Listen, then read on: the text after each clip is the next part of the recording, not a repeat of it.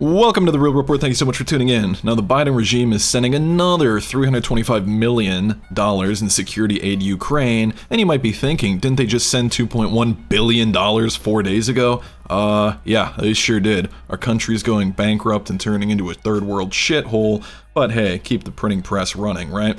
Now that's to support Ukraine's air defense, including artillery, anti-armor systems, and ammunition valued at up to $325 million, and the capabilities in this package include additional munitions for National Advanced Surface-to-Air Missile Systems, Stinger anti-aircraft systems, additional ammunition for the HIMARS, 155mm and 105 artillery rounds, 15 more Bradley infantry fighting vehicles, 10 Stryker APCs, Javelin anti-armor systems, tube-launched optically tracked wire-guided aka TOW missiles, AT-4 anti-armor systems, over 22 million rounds of small arms ammunition and grenades, demolition munitions for obstacle clearing, tactical secure communications support equipment, and spare parts and other field equipment. Again, this is the latest chunk of money, comes only 4 days after a whopping $2.1 billion package of military support was already sent to Ukraine just this week. And thank you so much for tuning into The Real Report. If you haven't already, make sure to hit the like button. It'll really help me out. Subscribe to the channel to not miss a beat, and comment down below. Are you happy that your tax dollars are being sent overseas? How is inflation at home?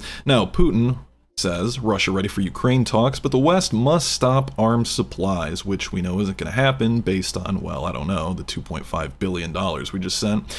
President Vladimir Putin said on Tuesday that Russia was open to peace talks over Ukraine, but that the only way to stop the conflict was for Western countries to end their arms supplies to Kiev, or Kyiv, as the mainstream media wants us to call it. And in an escalatory measure that Putin said was a red line not to cross, U.S. intends to ship depleted uranium tank shells to Ukraine. The Biden administration is ready to approve shipments of depleted uranium shells for Abrams tanks to Ukraine. A little confused by this headline, given that they don't currently have Abrams tanks, but if they're compatible with the Leopard, I would have to look that up. They did comment British authorities have been ready to ship depleted uranium shells, which are especially effective against armored vehicles. One of the crazy things here, the newspaper notes U.S. authorities remain undecided regarding shipments of things like cluster munitions. They would, quote, be very effective against Russian forces. Last I recall, in the beginning of the invasion, the United States was absolutely appalled at the use of cluster munitions, but hey, it's war.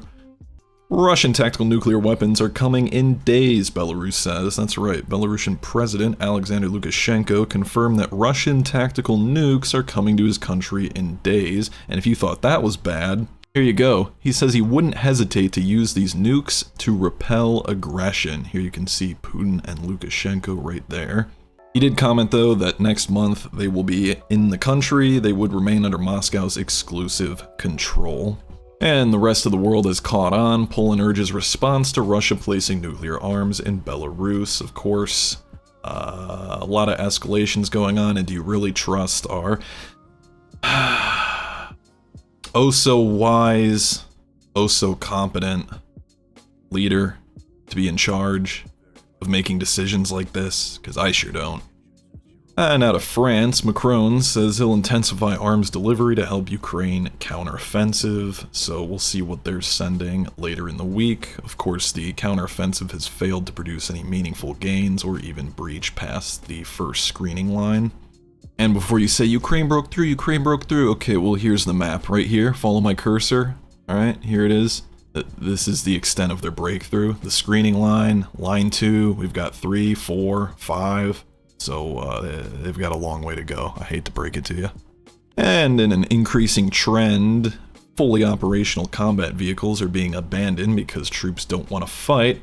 Quote, our trophies. Russia shows off captured Leopard tank, Bradley vehicles with engines still running. Here's the video. Фрицевский нахваленный Leopard. Ой, их две техники работают. Это Брэдли. Ну вот. Не так уж и страшна эта техника.